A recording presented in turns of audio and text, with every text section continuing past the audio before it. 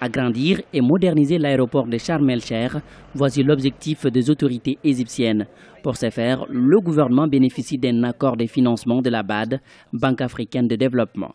Ce financement est composé d'un prêt de 140 millions et d'un don de 1,9 million de dollars. La BAD répond effectivement à l'appel du président Al-Sisi lors de la grande conférence visant à faire revenir les investisseurs étrangers en Égypte pour la relance économique. Le financement de la BAD de 142 millions de dollars rejoint également l'annonce qui a été faite au cours de cette conférence des pays du Golfe, notamment le Koweït, les Émirats arabes unis, l'Arabie saoudite, qui ont également promis une enveloppe de 12 milliards de dollars pour l'Égypte. L'extension de l'aéroport de Sharm el-Cheikh consiste à construire un nouveau terminal, une nouvelle piste d'atterrissage et une tour de contrôle. Pour des économistes, cette modernisation permettra d'augmenter la capacité d'accueil de l'aéroport.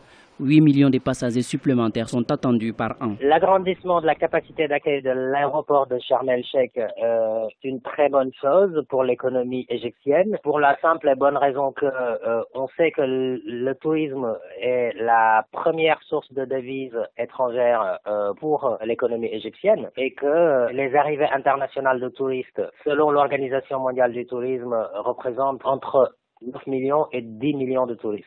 Donc ce qui est une chose positive puisque c'est quand même un nombre qui n'est pas négligeable comparé aux autres pays d'Afrique qui reçoivent des touristes. Le projet d'extension de l'aéroport figure parmi les grands projets exposés par le gouvernement lors du sommet économique de Sharm el-Cheikh organisé du 13 au 15 mars 2015. Le coût global de la réalisation de cette infrastructure est estimé à 671 millions de dollars. En dehors des 142 millions de dollars de la BAD, le reste des fonds nécessaires sera assuré par la Banque islamique de développement et de l'État égyptien. La durée des travaux est de 44 mois.